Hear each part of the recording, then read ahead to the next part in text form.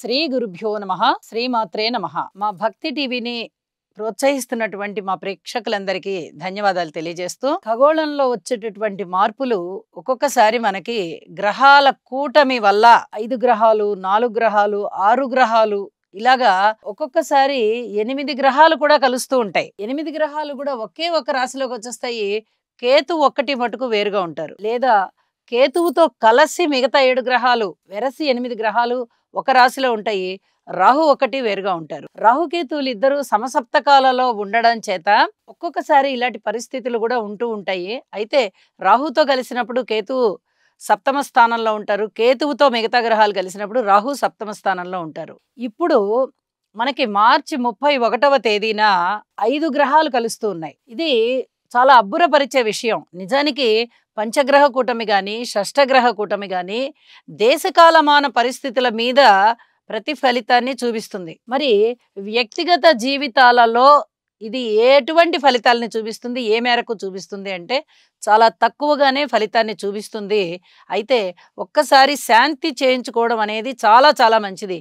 ఇది నక్షత్రంతో సంబంధం లేకుండా ఏ రాశి వారైనప్పటికీ కూడా ఒక్కసారి శివాభిషేకం చేయించుకోవడం అనేది చాలా మంచిది అని చెప్పి తెలియచేస్తున్నాను. ఈ పంచగ్రహాలలో కూడా ప్రముఖంగా ఈ 5 గ్రహాల కలయికలో మనకి ఒక్కొక్కసారి ప్రధానమైనటువంటిది ఏది ఫలితం కనిపిస్తుంది అంటే రవి గారు, రాహువు, శని ఈ 3 గ్రహాలు కూడా అత్యధికమైన ఫలితాన్ని కనిపిస్తూ ఉంటాయి, ఫలితాన్ని ఇస్తూ ఉంటాయి.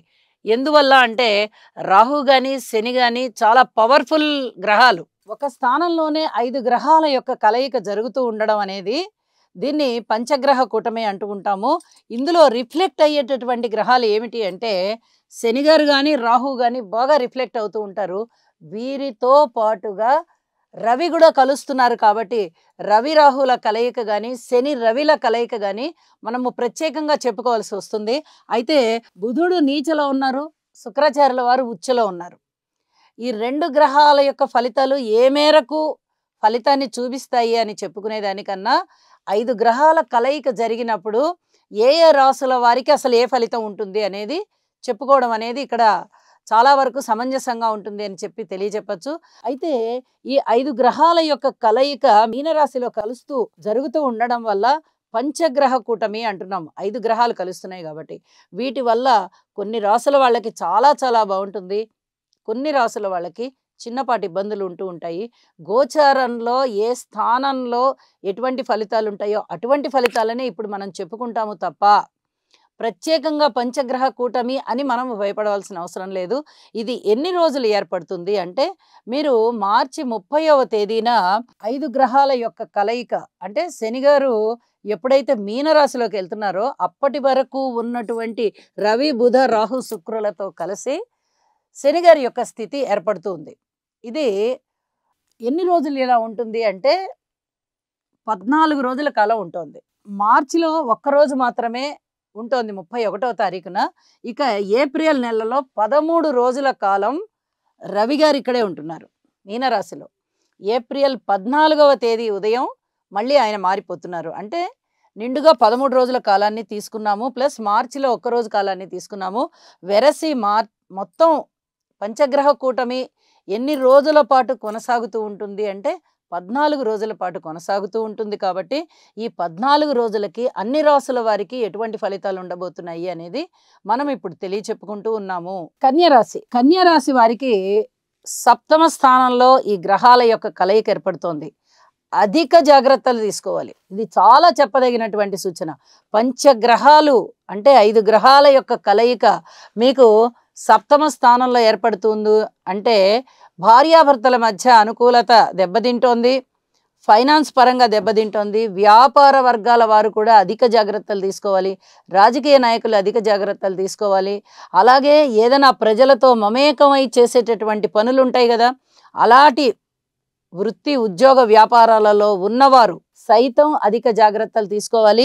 ఈ 14 రోజుల కాలము మౌనాన్ని ఆశ్రయించండి, వీలైనంత వరకు పరిహారాలు చేసుకోండి, నామజపం చేసుకోండి. ఎక్కువగా మీరు గురువు యొక్క నామస్మరణ చేసుకోవడం అనేది చాలా చాలా మంచిది అని చెప్పి తెలియచేస్తున్నాను. విష్ణు సహస్రనామాల పారాయణ కానీ లేదా దత్తాత్రేయుని యొక్క స్తోత్రాలు గాని, సాయిబాబా గారి స్తోత్రాలు గాని ఇలాగా పఠించడం వల్ల, గురుచరిత్ర పారాయణ వల్ల, గురువులకి సేవ చేయడం వల్ల, పెద్దలకి సేవ చేయడం వల్ల, మాతృవర్గ పితృవర్గాలకి సేవ చేయడం వల్ల అధికమైనటువంటి ఫలితాలు మీకుంటాయి. మీరు ఏ పరిహారాలు చేసుకోకుండా ఉంటే మీకు మానసిక వేదన ఉండడానికి అవకాశం ఉంది అని చెప్పి తెలియచేస్తూ ఉన్నాను. అలాగే రాశిలో కూడా కేతు ఉంటారు. ఇది కూడా చెప్పదగినటువంటి విషయం.